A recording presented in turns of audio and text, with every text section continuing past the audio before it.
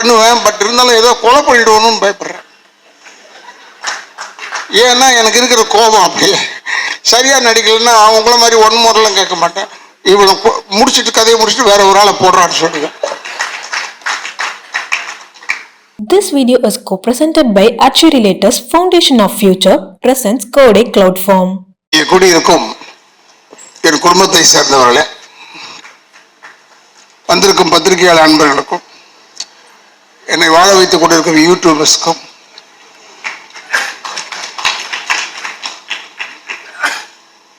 இந்த இடத்தை அளித்திருக்கும் நிர்வாகத்திற்கும் என்னுடைய முதற்கண் வணக்கத்தை தெரிவித்துக் கொண்டு, இங்கே வந்து அமர்ந்து இந்த இடத்தை பெருமைப்படுத்திய என்னுடைய அன்பு சகோதரர், அற்புதமான ஒரு இயக்குனர்,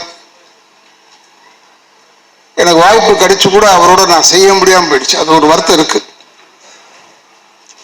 அப்பேற்பட்ட என்னுடைய அன்பண்ணன் திரு பாக்கியராஜ் சார் அவர்களுக்கும், எங்களுக்கு முன்னால் பேசிய அவங்க வந்து எம்எல்ஏ அந்த லெவல் கிடையாது. அவங்க ஒரு மினிஸ்டரா இருக்கிறதுக்கு லாயக்கானவங்க. இங்க இல்லை, நார்த்தில் இல்லை, இங்கே ஆக்க மாட்டாங்க. இங்கே கொஞ்சம் கஷ்டப்படுவாங்க. ஏன்னா உண்மையை பேசுறவங்க இருக்கக்கூடாது. அதே போல நான் இங்கே வந்தே ஆக வேண்டும் என்று சொன்னேன். எனக்கும் இந்த படத்துக்கு சம்பந்தம் கிடையாது. ஆனால் சம்பந்தம் இருக்கிறது ஒன்றே ஒன்று இந்த தம்பிதுரையால். தம்பிதுரை வந்து என்ன, ஆனால் என் படத்தில் நீங்கள் நடிக்கணும்னு தான் வந்தார். இல்லைப்பா, வந்துட்டு நைஸாக கேசட் வெளியிட்டு விழாக்கு வாங்கன்னு சொல்லிட்டார். இப்போ இதுக்கு போகலன்னா அது இருப்போமா இல்லையா? நான் அந்த இதில் தான் வந்தேன். ஆனால் வராமல் இருந்திருந்தா ஒரு நல்ல விஷயத்தை நான் மிஸ் பண்ணியிருப்பேன். நான் பொதுவாக இந்த கேசட் வெளியீட்டு விழா இதுக்கெல்லாம் போகிறதே இல்லை. Now it has become change ஆகிடுச்சு. ட்ரைலரு, சாங், அது இதுன்னு ஏறத்தாழ ஒரு முக்கால்வாசி படத்தை பார்த்த மாதிரி ஆயிடுது. அது நம்ம ஜனங்களுக்கு அப்படியே ஒரு விஷயம். இதில் இருக்கிற சிரமம் தெரியாமல் தேட்டரில் படம் பார்த்துக்கிட்டே இருப்பான். இன்டர்வெல்லே அமுத்திடுவான் அந்த ஃபோனில். நல்லா இல்லை, முடிஞ்சது கதை, நம்ம கதை நல்லா இருக்கு, ஓடும். ஆனால் எதுவாக இருந்தாலும் நான் வந்து தமிழ் இனத்திடம் கேட்டுக்கொள்ள ஒரே கேள்வி, இது தமிழர்களுடைய படம். தமிழ் நீ தான் பார்க்கணும். இது தெலுங்காரங்க பார்த்தோ இல்லை ஹிந்திக்காரங்க பார்த்தோ இல்லை மலையாளிஸ் பார்த்தோ இது ஓடப்படுறது இல்லை. அதனால் நீ பார்க்க வேண்டும். நீங்கள்லாம் வந்து எங்களை பார்க்கும்போது காரில் நான் அதுக்கு தான் சில பேர்கிட்ட சொல்லுவேன். நானும் சகோதரர் விஜயகாந்த்லேருந்து நாங்கள் ஒன்றா இருந்தோம். எஸ் சந்திரன், பாண்டியன், தியாகு, சந்திரசேகர். காரில் பேசப்படுற நடிகர் கூட திரும்பியே பார்க்காத. அவன் வந்து ராதாரவிடா அப்படி நிறுத்தி வணக்கம் சொல்லிட்டு வா. ஏன்னா நம்ம அடையாளம் தெரியுதான்னு பார்க்கணும். இது ஒரு டெம்பரவரி லைன் தான், இல்லைன்னு சொல்லலை. பட் இது பர்மனெண்ட்டாக இருக்கும். இப்போ கூட எங்கள் அப்பா எம்ஆர் அதை பற்றி பேசிக்கிட்டே இருக்காங்க. ஏதோ நல்லதோ கெட்டதோ ஏதோ ஒன்று சொல்லிக்கிட்டே இருக்காங்க. எது செஞ்சாலும் நம்ம வந்து நமக்கு மரியாதை கொடுத்தால் மரியாதை கொடுங்க. நம்ம சினிமாக்காரெல்லாம் சீப்பு கிடையாது. ரொம்ப கஷ்டமான விஷயம். தம்பிதுரை வந்து அவரை பற்றி பேசுகிறாங்க, எல்லா வேலையும் எடுத்துக்கிட்டு செய்கிறாரு போது எனக்கு ஆச்சரியமாக இருக்குது. சின்ன பையன், இந்த வயசில் கூட நான் 71 வயசு ஆகுது எனக்கு. 51வது வருஷம் இது எனக்கு சினிமாவில். நான் வந்து ஒரு நடிக்கிறது தான் லாயக்கு. இந்த என்னுடைய சகோதரர் கமல்ஹாசன் மாதிரிலாம் என்னால் முடியாது. அந்தாலும் எல்லாத்தையும் மண்டையில் போட்டுட்டு உருட்டிக்கிட்டு இருக்கான். லண்டன் போட கூட சும்மா சுற்றி பார்க்கறதுக்கு போகிறதில்ல. அங்கே போய் அந்த போய் கற்றுக்கிட்டு அது என்ன ஒரு ஆர்டிஃபிஷியல் இன்டெலிஜென்ஸ்ன்னு சொல்லிக்கிட்டு அதை கற்றுக்கிட்டு இருக்காரு. ஆக அப்டேட்டாக இருக்கிறவர் அவர் மாதிரிலாம் நம்மளால முடியாது. நமக்கு எவ்வளோ ஏகப்பட்ட வேலை, வெளி வேலை இருக்குது நிறைய. அதனால சொல்கிறேன். அதனால இதெல்லாம் நம்ம யோசிக்கிறதே இல்லை. வெறும் நடிப்பு, ஸ்டார்ட் கேமரா, நல்லா நடிப்போம். ஒரு பெரிய நடிகர் சொல்லியிருக்காரு என்னை பற்றி. இல்லை சார், அவர் படத்தில் போடலாம், லேட்டாக வருவார், சாப்பாடு அது வேணும் கேட்பாரு, படுத்துக்க இடம் எல்லாம் இருக்காருன்னு கேட்பாருன்னு சொல்லாமல் அவர் ஒரே ஒரு வார்த்தை ஃபஸ்ட்டு, நல்லா நடிப்பார் சார், அது ஒரு தொல்லை. இப்போ எப்படி இருக்கு பாரு இப்போ சினிமா, நல்லா நடிச்சா ஒரு தொல்லை ஆயிடுது. ஆனால் இதையெல்லாம் மீறி இப்போ இந்த ட்ரைலர் பார்க்கும்போது மிரண்டு போய் பார்த்துட்டு இருக்கேன். எனக்கு உள்ளூர ஒரு வருத்தம் இருக்கு. நம்ம இல்லாம போயிட்டு இப்போ இந்த ஃப்ரேம்ல எல்லாரையும் யூஸ் பண்ணியிருக்காரு, எல்லாரையும் போட்டு காமிச்சிட்டாப்புல தம்பிதுரை. இந்த பெரிய மனசு வேற யாருக்குமே வராது, வேற யாருக்குமே வராது.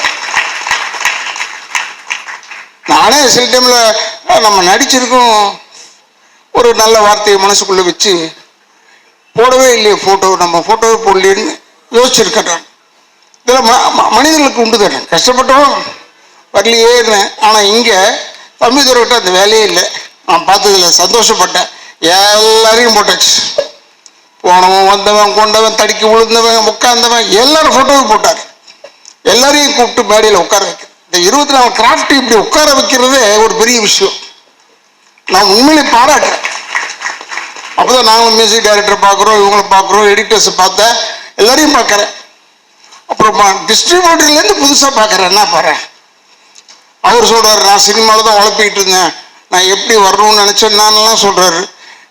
நீ இப்போ வந்துட்டு இல்லை, நீ ஏன் வந்துடுவ, இன்னும் பெருசாக வருவேன், சிறுசாக ஆகவே முடியாது. உழைப்பு வேண்டும், டெடிக்கேஷன் வேணும். நான் வந்து ரொம்ப வெங்கல பாத்திரக்குள்ள கடைக்குள்ள யானை போட மாதிரி நான்லாம் சில சில சில சில சில சில சில ஒரு சத்தம் வரும். ஆனால் கேமரா முன்னாடி போய் உட்காரணும் நிற்கணும்னு சீரியஸ் ஆகிடுவேன். கில்லர் இன்ஸ்டிங்க்ட் வந்துடும். எதிராளியை விடக்கூடாது, நம்ம பேர் வாங்கணும் அப்படின்னு தான் செய்வேன். நான் செஞ்சாதான் ஏதோ ஓரளவுக்காவது செய்யலாம். ஏன்னா சிவாஜி பாக்கிட்டேருந்து திருடுறது, புரட்சி தலைவர்கிட்டேருந்து திருடுறது, எங்கள் அப்பாட்டேருந்து திருடுறது, ஜெமினி சார்கிட்டேருந்து திருடுறதெல்லாம் இருக்கு. அதெல்லாம் இல்லாமல் இல்லை, அவங்க அளவில் இருக்காது. ஏன்னா அவங்கெல்லாம் வந்து காவேரி நதி மாதிரி இல்லை கங்கை நதி மாதிரி. நமக்கு வசதி இருக்கா மக்களை போட்டு எடுத்துக்க வேண்டியதான் தண்ணியை, நமக்கு வசதி இருக்கா பக்கெட்டில் வச்சு தண்ணியை எடுத்த வேண்டியது.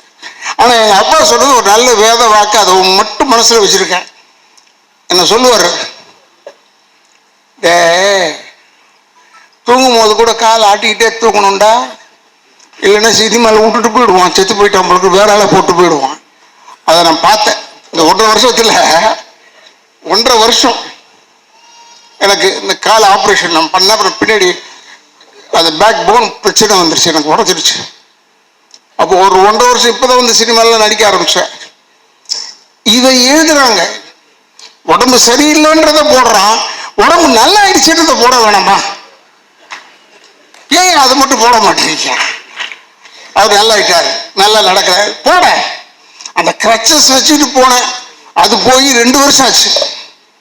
2 வருஷம் கதையை இப்போ போடுறாயா? இதை ஒன்றும் என்ன இப்போ போய் ரொம்ப பேர் துக்கம் விசாரிக்கிறாங்க. ஆனால் இப்போ நல்லா இருக்கீங்களா? ஏன் நல்லா இருக்கணும் என்னையா? இல்லை கிரச்சஸ் வச்சுட்டு, அது என்ன 2 வருஷம் ஆச்சு. இப்போ கிரச்சஸே வளர்ந்துருச்சு, அந்த அளவுக்கு ஆயிடுச்சு. 2 வருஷம் ஆயிடுச்சு. நான் ஏன் உங்களுக்கு சொல்றேன்னா, இதை நிறைய நாளாக வந்து சாகிற வரைக்கும் நடிக்கணும், எனக்கு அதான் ஒரே ஆசை. இந்த டைரக்டர் ஆகணும் அதெல்லாம் என்னால் முடியாது. என்னை கேட்டாங்க, ஏன் நீங்கள் டைரக்ட் பண்ணலையான்னு. நான் டைரக்ட் பண்ணலாம், பாக்கியராஜ் சார்லாம் பார்த்து ஆச்சரியப்படுறேன். டைரக்ட் பண்ணுவேன், பட் இருந்தாலும் ஏதோ கொலை பண்ணிடுவோன்னு பயப்படுறேன். ஏன்னா எனக்கு இருக்கிற கோபம் அப்படி. சரியாக நடிக்கலைன்னா அவங்கள மாதிரி 1 முறைலாம் கேட்க மாட்டேன். இவனை முடிச்சுட்டு கதையை முடிச்சுட்டு வேற ஒரு ஆளை போடுறான்னு சொல்லுவேன்.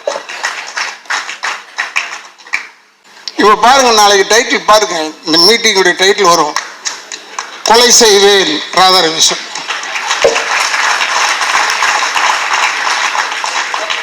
அதுக்கு தான் சொல்றது நானும். ஏன்னா அவங்க போடணும், இல்லைன்னா என்னை விட்டுருவாங்களே, அதனால அதை போடணும். என்ன சொல்றேன்னா, கெட்டதே போடுறோமே, கொஞ்சம் நல்லதையும் போடலாமேன்றதுக்காக சொல்றேன். ஏன்னா ராதாரவி பேசினால கொலை செய்வேன் சொல்லு வர்றான். எனக்கு என் கேரக்டரோட ஒத்து போன வார்த்தைகள் அதெல்லாம், அதை பற்றி எனக்கு கவலையே இல்லை. இருந்தாலும் ஒன்று சொல்கிறேன், உண்மையை பேசுவதற்கு நம்ம பயப்படவே வேணாம். ஒன்றும் இல்லை, விஜயதான் நம்ம பாருங்கள், அவங்க ஏன் எனக்கு பிடிச்சதுன்னா, அவங்க காங்கிரஸில் இருக்காங்க, அவங்களுடைய வேல்யூ என்னன்னு எனக்கு தெரியும், நான் பார்த்துருக்கேன். அவங்களுடைய இடத்துலையே பார்த்துருக்கேன். நான் மார்த்தாண்டம் வரைக்கும் வந்தவன் போனவன், பார்த்துருக்கேன் இவங்கள. ஆனால் இப்போ சொன்னேன் நான், உங்களை ஏன் நான் ரொம்ப பிடிச்சதுன்னா, தைரியமாக சொன்னீங்க, இது வேண்டும் என்று சொல்லி தான் வந்தேன். வேற யாருக்கும் தைரியம் கிடையாது.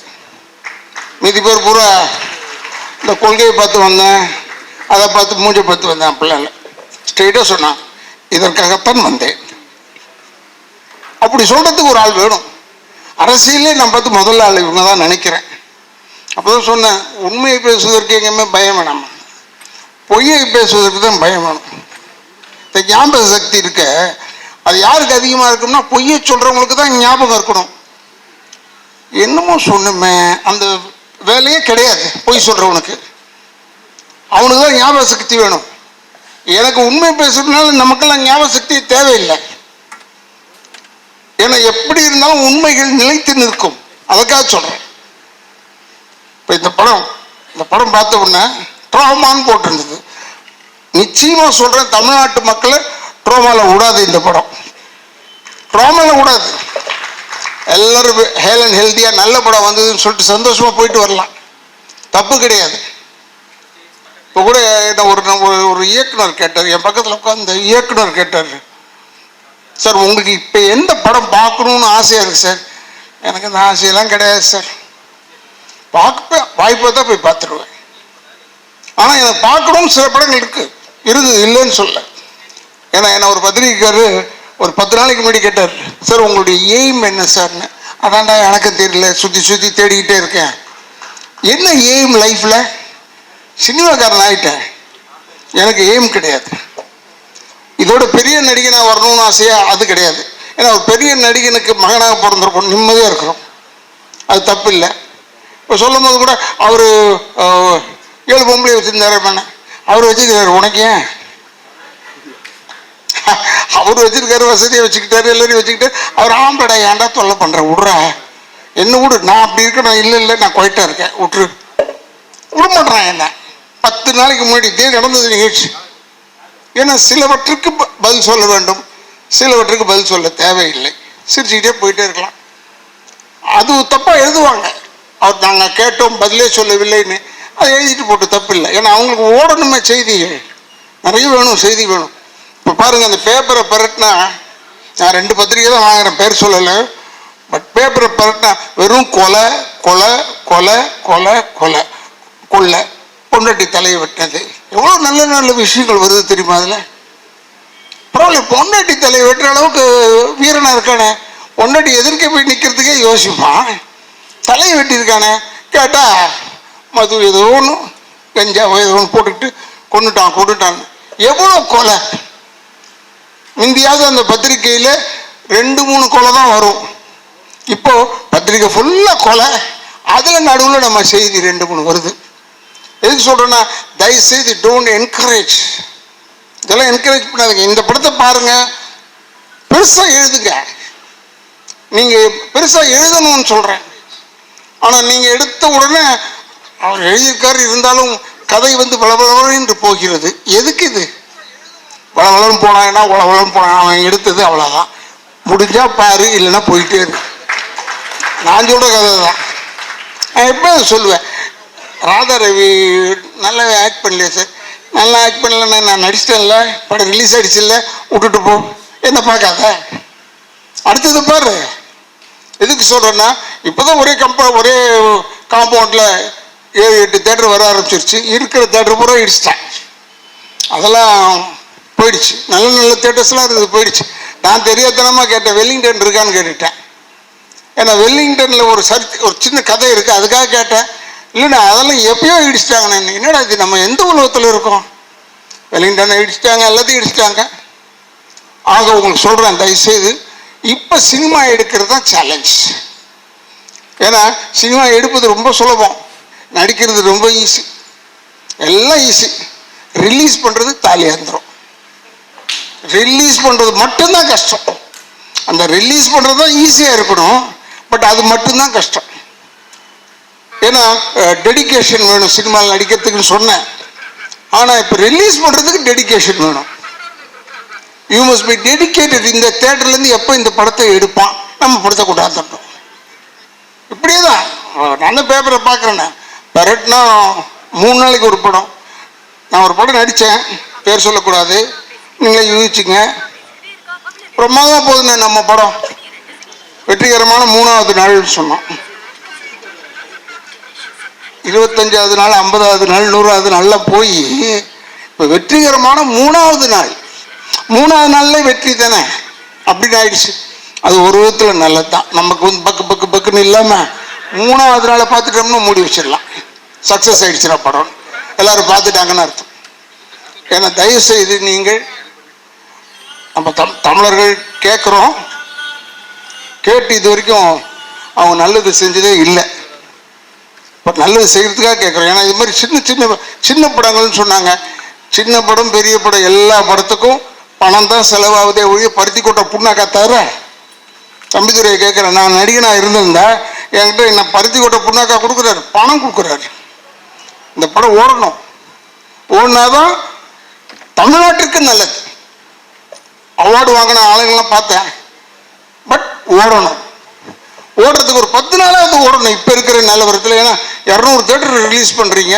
அதனால ஒரு 100 நாள் 50 நாள் ஓடணும், 10 நாள் ஓடணும் இல்லையா? 50 நாள்லாம் கேட்கக்கூடாது, தப்பு. 10 நாளாவது ஓடணும் என்று சொல்லி தயவுசெய்து நீங்கள் பத்திரிக்கைக்காரங்க, எனக்கு இதில் இந்த குடும்பம் என் குடும்பம் தான். ஏன்னா சினிமாக்கார குடும்பம் தானே. அதனால எங்கள் குடும்பம் வாழ நீங்களாம் உதவி பண்ணணும்.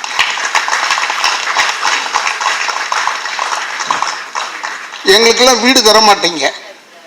பொதுவாக பப்ளிக் வந்து எங்கே வேணாலும் கேளுங்க, வாடகை வீட்டுக்கு நடிகராலேயோ போக முடியுமா? முடியாது. ஆனால் இவங்க பொழுதுபோக்குறது யாருன்னா எங்களை பார்த்து தான் பொழுது போகுது. ஜாலியாக இருக்காங்க, ரசிக்கிறாங்க. டிவி ஆன் பண்ணிட்டு நம்ம படங்களை தான் பார்க்குறாங்களே ஒழிய, அப்போ போய் கேட்டு பாருங்க, சார் இவ்வளோ நேரம் சிரிச்சுட்டு இருந்தீங்க, நான் தான் சார் அந்த நடிகன், எனக்கு ஒரு வீடு கொடுங்களேன். வீடு தர மாட்டோம் சினிமாக்காரனுக்கு. ஏன்? நீ சந்தோஷப்படுறதுக்கு சினிமாக்காரன் தேவைப்படுறான், ஆனால் வாடகை இருக்கிறதுக்கு எங்களுக்கு விட மாட்டுறாங்க. அதனால் நீங்கள் பண்ணுறதுல தான் எங்களுக்கெல்லாம் வீடு கொடுக்கணும் கேட்டா. அதனால் சொல்கிறேன், தயவுசெய்து சினிமாவை வாழ விடுங்கள். அது வீழ்ந்தா நிறைய பேருக்கு வேலை கிடையாது. ஞாபகம் வச்சுக்கோங்க, நிறைய பேருக்கு வேலை கிடையாது. அது வீழ்ந்தா நிறைய பேருக்கு வேலை கிடையாது. அதனால் அது வாழ வேண்டும், சினிமா வாழணும். அதுக்கு நீங்கள்லாம் உதவி செய்யணும்னு பத்திரிகை தோழர்களையும் யூடியூபர்ஸையும் நான் கேட்டுக்கொண்டு, என்னுடைய வந்து ஜனங்க எல்லாருமே வெளியே போகும்போது நல்லா இருந்ததுப்பா ட்ரைலர்னு சொல்ல கற்றுட்டுருக்கேன். முதல்ல அது இருக்கு, ஆனாலும் என்னது ஆனாலும் இல்லை, அது இந்த இடத்து ஃபுல் படத்தை பாருயா, பார்த்துட்டு சொன்னியா. தயவுசெய்து இதுக்கெல்லாம் என்கரேஜ் பண்ணுங்க, வாழ விடுங்கள். நான் தான் சொன்னேன், தம்பிகிட்ட சொன்னேன், பக்கத்தில் இருந்து பெரிய டைரக்டர் தம்பிகிட்ட சொன்னேன், தேட்டரில் போய் தான் நான் படம் பார்ப்பேன். நான் இந்த திருட்டு விசிடி இதெல்லாம் பார்க்க மாட்டேன். எனக்கு அது ஒரு கெட்ட பழக்கம். தேட்டரில் போய் பார்த்தா தான் படம் பார்த்த மாதிரி இருக்குது. தேட்டரில் போய் பார்த்தா பிசாசெல்லாம் நான் தேட்டரில் போய் பார்த்தேன். அப்போ தான் எனக்கு தெரிஞ்சது எவ்வளோ கைத்தட்டல் வந்தது, எவ்வளோ கைத்தட்டல் வரலன்றது எனக்கு தெரியுது. அதுக்காக சொல்கிறேன். இந்த புது செருப்போ ஏதோ ஒன்று எடுத்தார் நடிகர் பார்த்திபன் சார். அவர் எப்பயுமே கொஞ்சம் அதை யாருக்கு புரிஞ்சிடக்கூடாதுன்னு ஒரு படம் எடுப்பார், அது வேற விஷயம். ஆனால் புதுமையாக எடுப்பார். இதை நான் போய் தேட்டரில் போய் பார்த்தேன். அவர்கிட்ட ஃபோன் பண்ணி சொன்னேன், இப்போ படத்தை போய் பார்த்தேன் தேட்டரில், நல்லா இருந்ததுப்பா. ஏன்னா நல்லா இருந்தாலும் ஒரு சின்ன என்கரேஜ்மெண்ட் தானே அவங்களுக்கு. மற்றதெல்லாம் மற்றதெல்லாம் நம்மளால செய்ய முடியாது. முதல்ல இந்த டைட்டில் வைக்க முடியுமா? அதே முடியாது. அது மாதிரி இந்த ட்ராமா டைட்டில் வந்து ரொம்ப கேட்சியான டைட்டில், ரொம்ப கேட்சியான டைட்டில். ட்ராமான்னு பார்த்த உடனே இந்த மாதிரி முதல்ல சொல்லியிருந்தாங்க, இவனை இஷ்டத்துக்கு வச்சிருப்பாங்க போல ஒரு பேர். எவ்வளோ தூரம் முந்தியெல்லாம் வந்து ஒரு நடுவில் ஒரு வாட்டி சென்சார் வந்தது, டைட்டில் தமிழில் வைக்கணும். தமிழில் வைங்க, ட்ராமான்றது தேங்க்யூ மாதிரியா.